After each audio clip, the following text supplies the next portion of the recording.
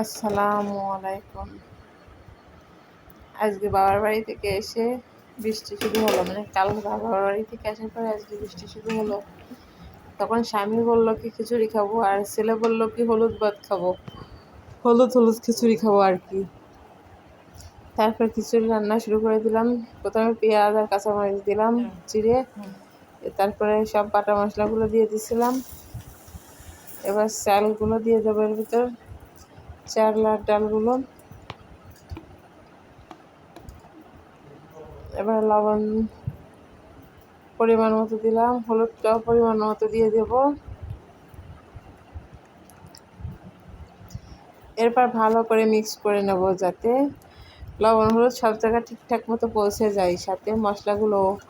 যার কারণে ভালো করে মিক্স করে নেব, এবং মিক্স এবং ভাজি সবটা একসঙ্গেই চলছে, মানে একসঙ্গে, যেহেতু রাইস কুকারে চলছে সেহেতু তো একসঙ্গেই চলবে। যাই হোক, আমি চালটা ভালো করে ভাজি করে নিই, তাহলে খিচুড়ির টেস্টটা আরও বেড়ে যাবে।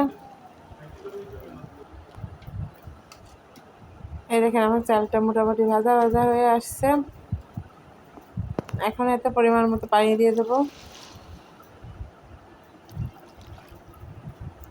তারপর ঢাকনা দিয়ে ঢেকে দেবো।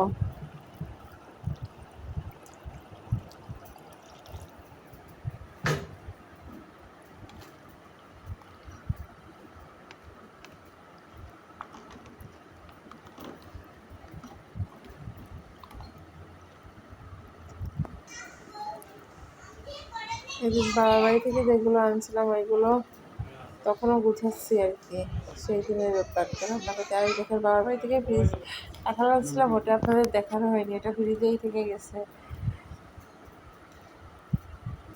এবার ছেলেকে খাওয়াই দেবো ডিম ভাজি দিয়ে, আর আমি নিজেও খেয়ে নেবো। সঙ্গে একটু লেবু কেটে নিচ্ছি, ওটাও বাবার বাড়ি থেকে আনা। আমার ছেলে আবার একটু মাতব্বারি করে খাচ্ছে আর কি।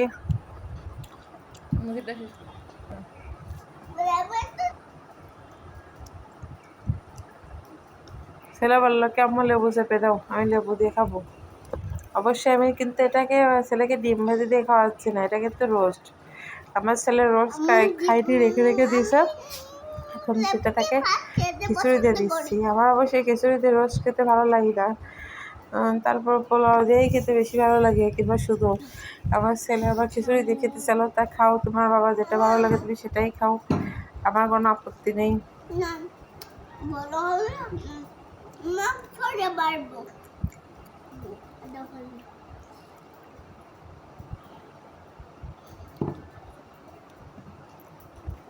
যাই হোক, আমার ছেলে আজকে পরিপূর্ণ পেট ভরেই খিচুড়ি দিয়ে খাইছিল। সে বলে কি আম্মু আমার হাত ভরিনি, আমার পা ভরিনি, আমার খেসা ভরিনি, আমার পিঠ ভরিনি, মানে আমার কাছ থেকে বেশি বেশি খাওয়ার একটা ইচ্ছা। আমিও তো তাই চাই আমার ছেলে আমার কাছ থেকে বেশি বেশি খাক। তবে আমার ছেলের এটা একটা বাজে অভ্যেস, সে খাওয়ার ভিতরে পানি খায়, খাওয়ার ভিতরে পানি খাওয়া তো মোটেও ঠিক না, আমার ছেলে সেটাই খায়।